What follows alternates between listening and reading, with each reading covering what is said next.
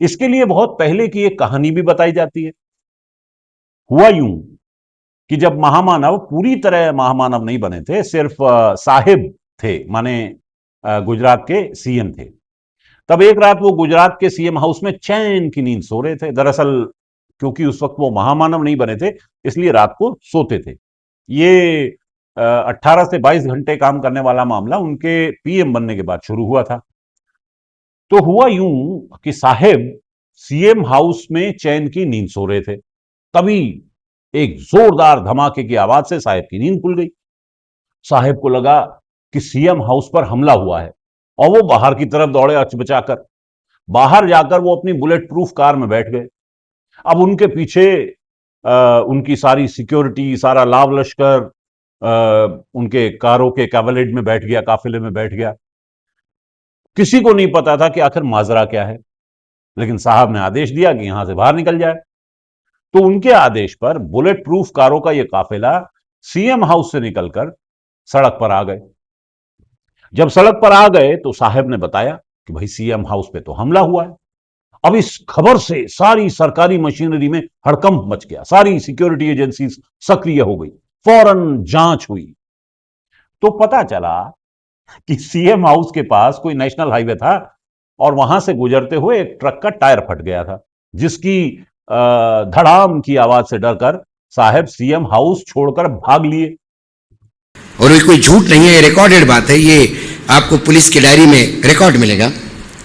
बात ये हुई है कि मोदी जी नए नए चीफ मिनिस्टर बने थे और गांधीनगर में नया राजधानी बना था, तो सारे बंगले मंत्रियों की एक तरफ और एंड में बड़ा बंगला मुख्यमंत्री का। रात में धड़म करके आवाज आई, मुख्यमंत्री जी जो पैर में था, जो कम शरीर पे था, वो लेके भागे घर के बाहर और जोर जोर से चिल्लाने लगे, गाड़ी खोलो, गाड़ी खोलो, गाड़ी खोलो। गाड़ी बुलेट प्रूफ थी। तुरंत ड्राइवर रात के 1:30-2 बजे नींद में भागा आया, उसके पास जो भी पहना था, बोला गाड़ी निकालो, गाड़ी निकालो। सिक्योरिटी अलर्ट हो गई, सबको गया कि सीएम बाहर निकल रहे हैं, कहाँ जा रहे हैं किसको पता नहीं। डीजी तक बात हो गई, सारी पुलिस वाले रास्ते पे आ गए, सीएम कहाँ जा रहे हैं, सीएम कहाँ जा रहे हैं। सीएम अहमदनगर की तरफ अहमदाबाद की तरफ निकले तो रास्ते में सब डीजी वगैरह सब आ गए, घेर लिया। बोले सर क्या हुआ? फिर ये गाड़ी से भी उतरने में बाहर डर रहे थे, तो इन्होंने कांच नीचे की। बोला बम से हमला हुआ है घर पे। सबके पैरों की जमीन खिसक गई, नरेंद्र मोदी के घर पे बम पे हमला। उसके बाद इन्वेस्टिगेशन हुआ, उनको सेफ जगह पे लेके जाया गया, सारे लोग लग गए इन्वेस्टिगेशन में। हुआ यूं था कि पीछे से एक बाईपास जा रहा था, उस बाईपास पे एक ट्रक का टायर फट गया था। समझा बुझा के उनको वापस लाया गया, लेकिन पुलिस डायरी में वो दर्ज हुआ मामला कि सूचना मुख्यमंत्री के घर पे बम से हमला, और फिर बाद ये दर्ज हुआ वो टायर फटा पाया गया। ये रिकॉर्डेड है। लेकिन आप यकीन मानो मेरी बात का, ये बात सरासर झूठ है, ये कहानी ही झूठ है। ये घटना दरअसल हुई ही नहीं थी। लेकिन अगर मान लो ऐसा हुआ भी होता, तो ये तो महामानव की सक्रियता का सबूत था।